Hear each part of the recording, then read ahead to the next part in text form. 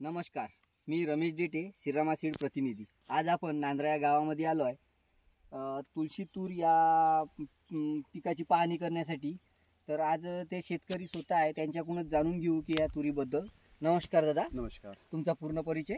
मी अतुल अशोक हजारे, राहणार Nandra, mobile number 9823632623।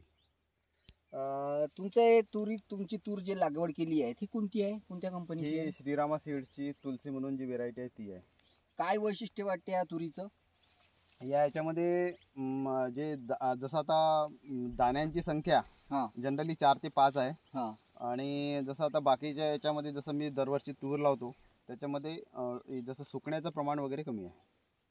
आणि इतर व्हेरायटी म्हणजे जे दरवर्षी लागवड करत आहेत त्याच्यापेक्षा यावर्षी काय वाटते तुरी? नाही, यावर्षी नक्की म्हणजे उत्पादन जे आहे मी दरवर्षी लागवड करतो त्याच्यापेक्षा जास्त होणार।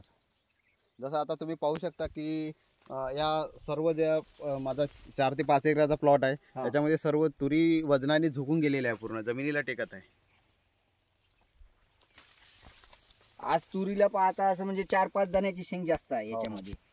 आणि तुम्हाला हे दाखवतच आहे की कसं कोणत्या पद्धतीने आहे, हाताला वजन पडत आहे, या पद्धतीची तूर आली आहे यांची।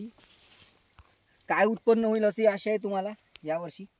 उत्पन्न एकरी म्हणजे 10 क्विंटल तरी व्हायला पाहिजे, हे चांगली अपेक्षा आहे। काय वाटते तुम्हाला उत्पन्न कसं काय पद्धतीने होईल? म्हणजे यावर्षी मला एकरी 10 क्विंटल वगैरे होईल बा असं इच्छा हे वाटते। तर या म्हणजे दरवर्षी कमी व्हायचं, यावर्षी जास्त होईल। यावर्षी जास्त। इतर शेतकऱ्यांना काय सांगू इच्छिता, हे लागवड करायला पाहिजे की नाही करायला पाहिजे या तुरीची?